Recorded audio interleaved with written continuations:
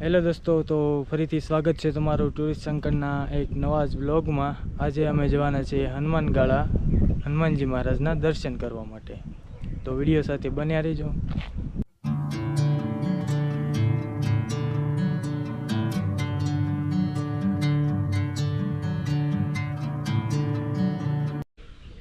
જંગલમાં 5 કિલોમીટર એટલે કે આશ્રમ સુધી તમે તમારું પોતાનું વાહન લઈને આવી શકો છો, અને ત્યારબાદ તમારે ચાલીને મંદિર સુધી ટ્રેકિંગ કરીને જવાનું હોય છે। તો આશ્રમથી અમે ટ્રેક શરૂ કરી દીધો છે, અને 1.5-2 કિલોમીટરનો ટ્રેક કર્યા પછી આપણે દાદાના દર્શન કરીશું, તો વિડીયો સાથે બન્યા રહેજો।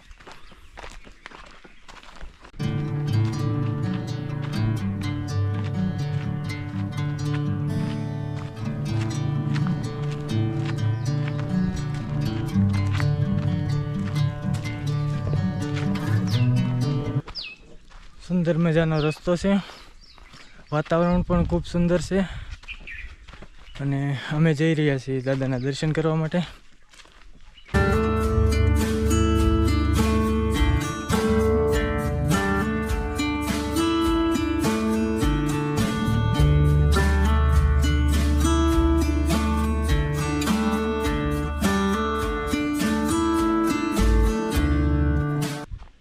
ગીરના જંગલની વચ્ચે આવેલા હનુમાનગાળાના મંદિરે દર્શન કરવા જતી વખતે વચ્ચે તમને હરણ, મોર, વાંદર જેવા જંગલી પશુ પક્ષીઓ જોવા મળે છે, અને એ જંગલી પશુ પક્ષીઓને કોઈ પણ જાતનું નુકસાન ન થાય તેની ખાસ તકેદારી રાખવી ખૂબ જ જરૂરી છે।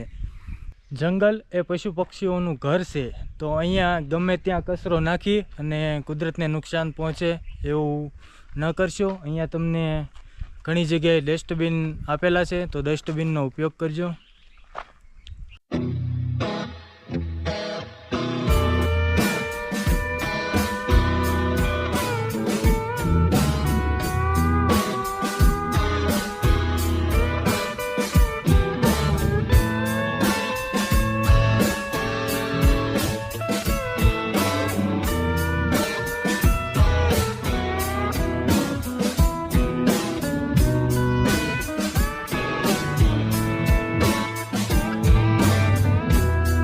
મંદિર પહોંચતા પહેલા કાળભૈરવ દાદાનું મંદિર આવે છે, તો ચાલો કાળભૈરવ દાદાના દર્શન કરીએ।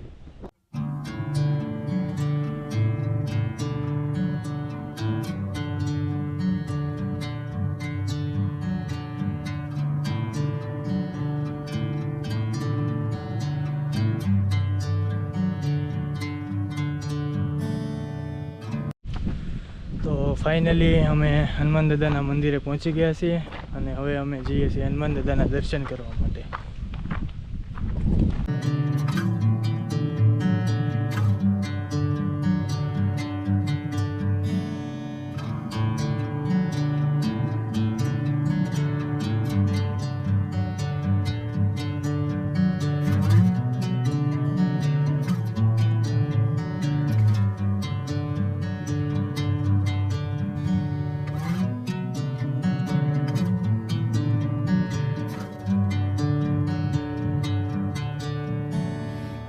ભેખવાળા હનુમાન દાદાના પરચાની વાત કરીએ તો એક માલધારી આ ભેખની માથે ભેંસો ચરાવતો હોય છે, અને ભૂલથી એક ભેંસ નીચે પડી જાય છે, ત્યારે એ માલધારી હનુમાન દાદાને એક ડબ્બો તેલ ચડાવવાની માનતા માને છે, અને નીચે આવીને જોવે છે તો ભેંસને કાંઈ થયું હોતું નથી।